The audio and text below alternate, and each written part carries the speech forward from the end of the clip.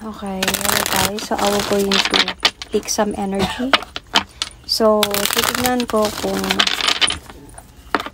anong energy na nakita ko sa kung sino man nanonood dito. Okay, so if it happens na dadaan ko sa wall ninyo, then this message might be for you. Okay, so tignan ko muna kung ano yung mga sasagap ko na energy, situation, emotions. Let's see. Okay.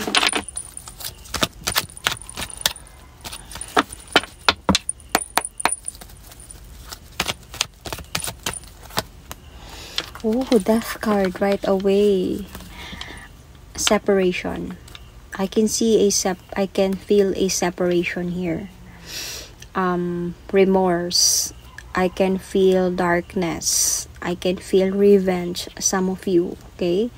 It's just like parang meron sa inyo, nakakaramdam ako dito ng parang dead end.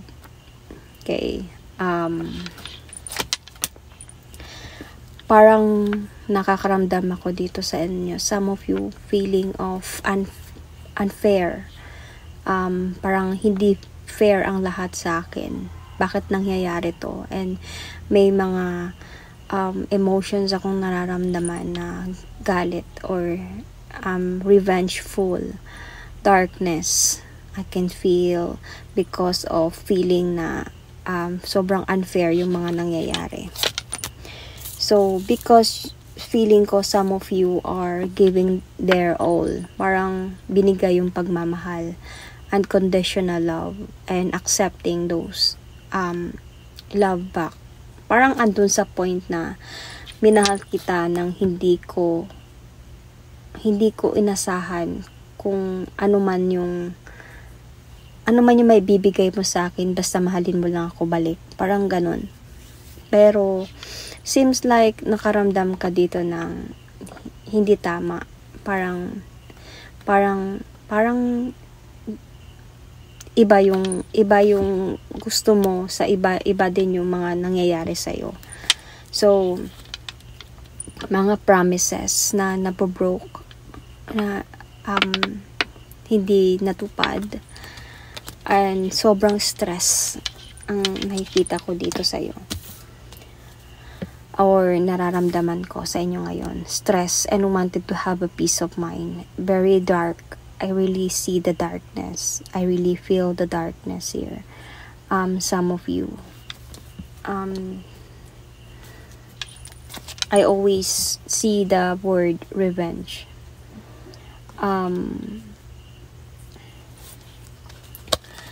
You are in a relationship with this person. Still in a relationship with this person. Pero andun ka sa point that you wanted to end this because parang hindi na okay sa'yo. Parang feeling mo ginagamit ka na lang. Parang feeling mo ginagamit na yung nararamdaman mo or something ikaw. Sobrang stress ka dito. Somehow, sometimes, anxiety ang nakikita ko pa dito sa sitwasyon na to. Let's see some of you.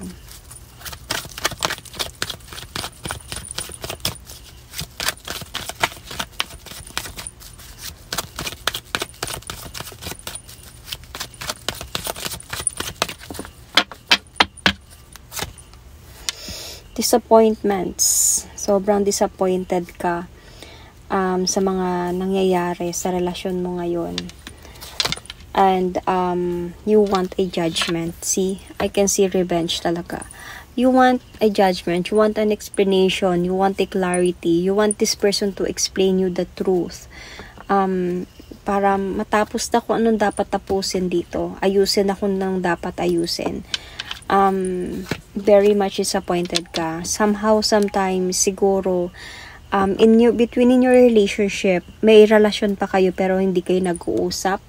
Hindi ka, parang, it's either this person, parang gave you silent treatment, and you don't deserve that silent treatment.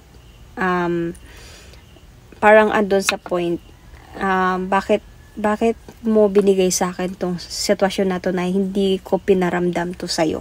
Kaya doon sa point na nakaramdam ka ng hindi tama, parang unfair. So let's see what's the reason kung bakit ganito. Let's dig in towards your person's ano yung mga hidden agenda niya, kung bakit nangyayari to. Bakit nararamdaman mo to? Anong meron sa person mo?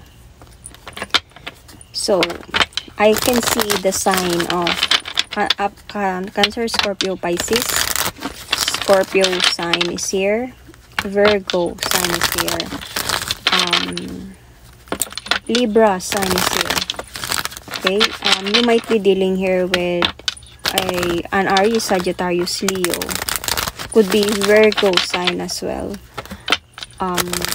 Capricorn, Virgo, Taurus is also here. Could be you or your person. Okay? Sun, Moon, Rising, Venus. So, anong meron sa person mo? Ouch. Really?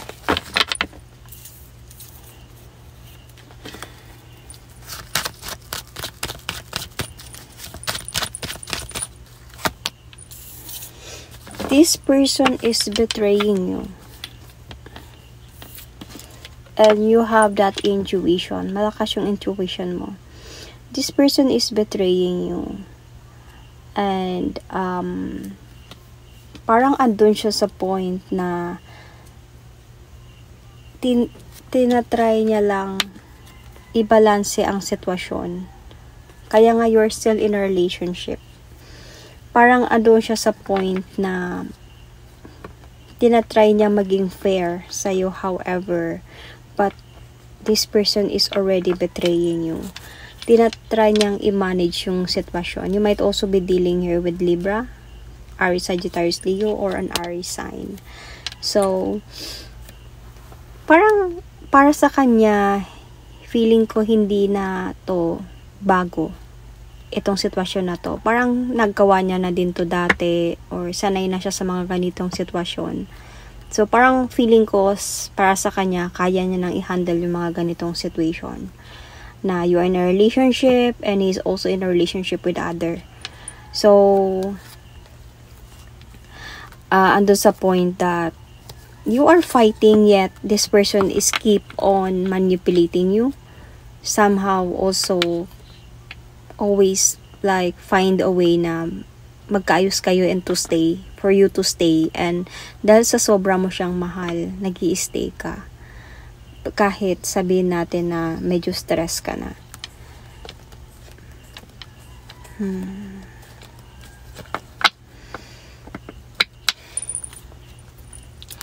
Ano ba talaga yung totoong nararamdaman ng person mo para sa'yo?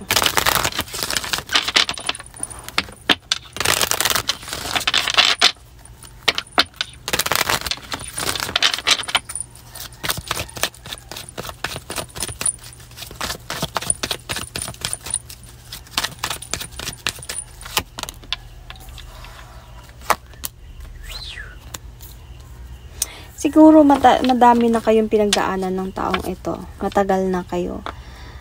Alam mo yung totoong nararamdaman niya. Gusto niya na din umalis sa sitwasyon ng kalmado. Ibig sabihin, gusto niyang umalis sa relasyon ninyo ng walang away, ng walang gulo, because he don't know how to deal with that. Hindi siya marunong mag-deal ng emotions, ng fights, or anything. Gusto niya lang yung peaceful na katapusan, and of course it will not going to happen that way.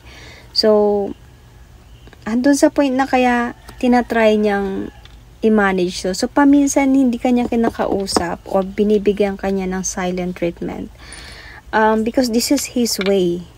Sometimes kung parang nawawalan siya ng gana, or sabihin na natin nakasama niya yung isa, hindi kanya kinakausap, somehow may feelings na din sa kanya na gusto niya nang umalis ng kalmado. Hindi niya lang siguro nagagawa yun dahil ang dami niyo na pinagdaanan na dalawa. See? Sometimes might this person wanted to ghost you na lang. Para wala na lang. Parang kayaan na lang na lumabig yung sitwasyon hanggang sa wala na talaga. Kasi hindi siya marunong makipag-communicate. So, akala ko na record ko yung video. I don't know if na record ko ba at nawala lang siya dahil na full yung storage ko or whatever. Hindi ko siya nahanap. So, I almost done na sana. So, I was just going to read it again. But, hindi ko nagalawin yung cards. So, ganito na lang siya kasi dito siya nag-end. So, ibabasahin ko na lang ulit. Nag-end tayo sa first video ko about hindi siya marunong makipag-communicate. Yeah. And akala niya kasi kaya niya i-manage yung situation ninyong dalawa. At saka meron pa siyang iba. Meron talaga siyang iba dito. Honestly, and isa dito is parang siguro madami na kayong pinagdaanan ng taong ito. So, hindi siya ganun ka bumibitaw sa'yo. Pero, naluloko talaga siya. Na-attract siya sa iba o nagkaroon talaga siya ng iba. Somehow, natatrap siya sa sitwasyon. Natatrap siya between you and your person. And yet, hindi siya umaamin or sabihin natin na hindi siya nagpapakumbaba na aminin yung katotohanan and just to say sorry and to fix everything. Walang ganun na nangyayari. Kaya sobrang nahihirapan ka dito sa mga nararamdaman mo. And I think may mga intuitions ka na, may mga nalalaman ka na. Kaya seems like para sa'yo, bakit? Ano nang gawa ko? Parang binigay ko lang sa'yo yung lahat, yung pagmamahal ko. And gusto ko lang naman yung pagmamahal mo back to me. Pero parang seems like wala akong nakukuha. Because this person was also busy with other person. And this time nga, may mga nangyayaring ghosting or silent treatment from this person to you dahil yun nga may plano na talaga siya na umalis sa situation ng kalmado. Ibig sabihin ng tahimik kasi nga hindi siya marunong makipag-communicate. This person is like parang andun siya sa point na immature masyado siya sa sitwasyon. He knows na niloloko ka niya and kaya siguro na ginose ka niya or tumahimik siya kasi nagrereklamo ka na. May mga tinatanong ka na, may mga naririnig ka na and may mga arguments na sa inyo siguro. And kaya nakaka-feel ka ng unfair kasi imbis na i-explain niya, imbis na i-fix niya, imbis na ayusin niya, the more na hindi siya nagparamdam sa'yo, the more na nung time na hindi niya na-carry yung usapan, tumahimik na siya. So, dito ka nakaramdam na bakit? I feel so empty. I feel so dark. I feel just wanted to have this revenge thing. I feel so unfair. I feel so stressed and anxiety. Sobrang nag-iisip ka, bakit? You know, you are inside the relationship. Pero bakit parang hindi siya nag-open up sa'yo? You just wanted to fix the problem lang naman. Kung sakali, maintindihan mo. Pero bakit mas pinili niyang hindi magparamdam kaysa sa ayusin? Parang ganun, mga bagay na ganun. So, very disappointed ka. And you just wanted the clarity. You want the judgment. You want the truth. You want the explanation from this person. Pero ang ginawa niya is, he gave you silent treatment. Kasi nga, alam niyang niloloko ka niya. Alam niyang he's with someone else or seeing someone else or chatting someone else. And alam niyang nagiging unfair siya sa'yo. Okay? And he knows that you don't deserve this. Kaya dito siya sa feeling, kung ano talaga yung nararamdaman niya sa'yo. May mga pagmamahal naman siya. May pagmamahal siya. And he know he's connected to you. And I don't know if makamatagal na din kayo, may mga long-term relationship na kayo. Sanay na siya na nandyan ka. Somehow nakakaramdam siya na gusto niya talaga nang umalis na lang ng kalmado. Kasi hindi niya alam kung paano i-explain sa'yo ang lahat. Kasi alam niya ang kasalanan niya. Kaya ang ginawa niya, silent treatment. So, natrap kasi siya sa sitwasyon. Natrap talaga siya. And this is what you need to know about the situation.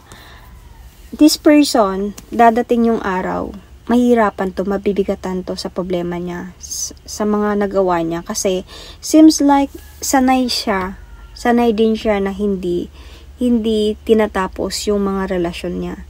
Parang sanay siya na umalis na lang, mang-ghost na lang, and hayaan na lang yung mga nangyari. So, yung mga tao na nagmamahal sa kanya is parang nagkakaroon ng big question, tayo pa ba or hindi na.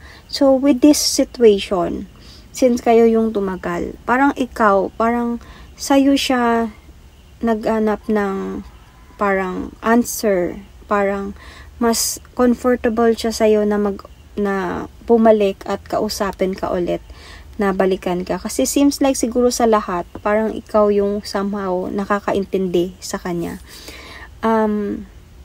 Pero sobrang disappointed ka na. You just don't want to accept this person anymore in your life. Kaya ayaw mo na siyang tanggapin, ayaw mo nang tanggapin yung offer niya, kahit pa sabihin natin na mag-open up siya sa'yo ng sobrang pagod na, sobrang bigat na ng problema ko, feeling ko, ako na lang yung nagdadala ng problema ko sa buhay ko, sa situation. Pero, ito yung nararamdaman mo eh. The meaning of this is a dead end. Parang ayaw mo na talaga, no? So, in this, kung ano yung kailangan mong malaman, darating yung araw na babalik siya sa'yo, kausapin ka niya about this. Hindi mo natatanggapin yung offer niya. You choose to parang rebuild yourself. During those time na ginaganito ka niya, during those time na nagkakaroon kayo ng on and off connection, dahan-dahan din nawawala yung gana mo sa kanya. Dahan-dahan din nawawala yung pagmamahal nandyan, pero yung alam mo yung excitement, yung spark, parang sa mga disappointments mo, parang doon mo nare-rebuild yung sarili mo. Kaya nga, andito ka na, dumating ka na sa point of ayoko na. Okay? So you rebuild yourself here. And you just really wanted to have a successful relationship. Pero hindi nangyari yon. You just wanted to heal this time and to move on, to move forward. Kasi pagod ka na. So, pagod ka na sa kakahandle sa kanya. So, hindi na to first time na nangyari sa inyo. Sobra mo siyang minahal, unconditional. So, ibig sabihin, nagpatawad ka na din minsan. So, this person, kahit pa ipapakita niya sa'yo yung effort niya balik towards you, ipaglaban yung pagmamahal ninyong dalawa, and mag-focus sa relationship ninyo, you have already think about this many times. Decision to walk away. Ayaw mo na. Andun sa point na you just wanted to move forward and never look back. Parang andun sa point na tama na. Pagod na ako. Parang ganun. So, as I said, I can see the sign of Libra. You might be dealing with the Libra, Aries, Gemini, Aries, Sagittarius, Leo, Libra, Gemini, Aquarius sign here, Sun, Moon, Rising, Venus, or a Virgo sign. So, parang seems like mga pangako niya kasi sa'yo parang hindi din natupad, and feeling mo napagod ka na alam mo kung babalik siya hindi din matutupad. So you just wanted to be practical and just to move on this time. Parang sobra ka nang nag-gathered ng more information about your person, and na-realize mo this is so much toxic. So ayaw mo na ng gulo, ayaw mo na ng pabalik-balik na lang na sitwasyon, kaya you end this. So this is what you need to know about this, about the situation, na kung if you are really dealing this situation right now, if sakali man. So yun, my advice not advice from tarot card. Let's see. Because honestly, para sa akin, you don't need advice, because for me, you did the right thing. Yeah, you really did the right thing. At let's see kung ano yung masasabi ng tarot card dito.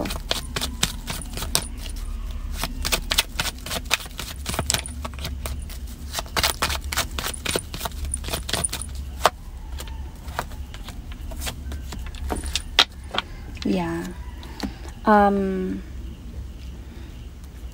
okay, ito yung advice ng tarot card. So, have your option about your decision. If this person is giving you like improvements and genuine pagbabago, sincerity, really like for how long time that you want na para sa iyo sa tingin mo kaya hanggang kailan enough na makikita mo yung pagbabago niya talaga, then there's a positivity na parang he can change, okay, para sa'yo. Pero hindi yun ganun kadali. Like, it takes a long time and you are going to give this person challenges. Ibig sabihin, ito na yung sabihin natin na revenge na gusto mong mangyari nung time na naramdaman mo. So, let this person prove himself or herself to you. Let this person parang even prove himself to him na even sa sarili niya, kailangan niyang baguhin yung mga bagay-bagay. May mga pagbabago din siyang kailangan gawin sa sarili niya. Dapat makikita mo yun sa kanya. That option could be, kung mangyayari yun, pag nakikita mo yun sa kanya, is it is a parang good news na there is a chance na pwede niyang baguhin, and there is a chance na that time na-prove niya yung sarili niya sa'yo. Okay, but it takes a long time. Sabi ko nga, hindi just 1 month, not just 2 months, not just 3 months. It takes a long time. So, hindi basta-basta mo siya tanggapin. And the other option there is, just hayaan mo na lang. Wag mo na lang siyang i-accept. And just to have a closure na lang talaga with this person, if you really wanted to move forward and to focus on yourself. Okay, move forward and to find your purpose. Okay, parang focus on your goals sa buhay. This is another option for your part. Don't be confused sa mga bagay-bagay. Kasi this is just ito yung mabibigay sa iyo ng tarot cards na option or advice.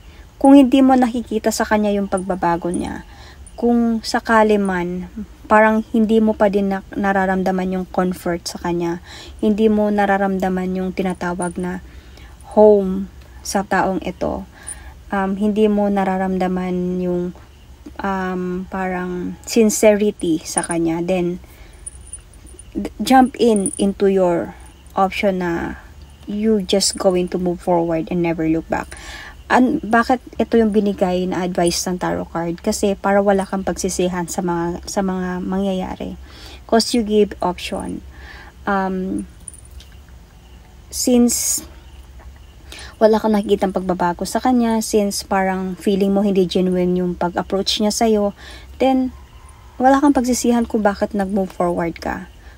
Okay, you gave a lot of chance na pagod ka, and you still gives another option here, since kung hindi mo pa din to nakita, then go and move forward. So you don't have to you don't have to confuse situation.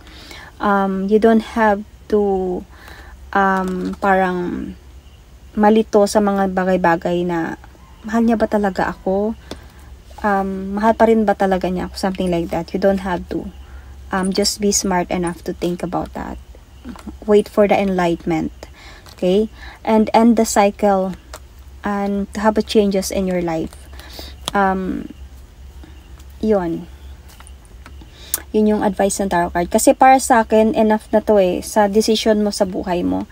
Sa decision mo sa ginawa mo sa kanya na hindi na tanggapin yung offer niya. Para sa akin, advice, wala na akong may bibigay na advice sa'yo about that, because you did the right thing. Para sa sarili mo. Kasi if that person really love you, hindi niya gagawin yun. If that person really love you, he will not even parang to do such thing na ikakasakit mo, ikaka-confuse mo, or if this person really love you, Hindi kanya bibigyan ng mga ganitong mga treatment sa buhay. Sabihin natin na minsan minahal ka niya. Minsan nangyari yung pagmamahalan sa inyong dalawa, kaya siguro kayong tumagal dalawa. Pero people change. Natutukso yung tao. Nagbabago yung damdamin, nagbabago yung nararamdaman. Totoo yun. Sa bawat relasyon, meron talagang nagbabago. Merong isa ang nagbabago talaga. And parang ito yung magiging test sa inyo na if yung isa na yun magbabago, paano ninyo i-handle yung relasyon ninyo? If yung isa na yun magbabago, paano nyo i-work yung relasyon ninyo, if ever? So, test na yun. If sa pagbabago ng isa, hindi kayo mag-work, then there is something about that. So, para sa akin, tama na din yung ginawa mo. Kasi kung itong taong ito is worth para sa'yo, this person will really change for you. Will really change even for himself. Sorry. Yun. That is my reading for you. Thank you and God bless.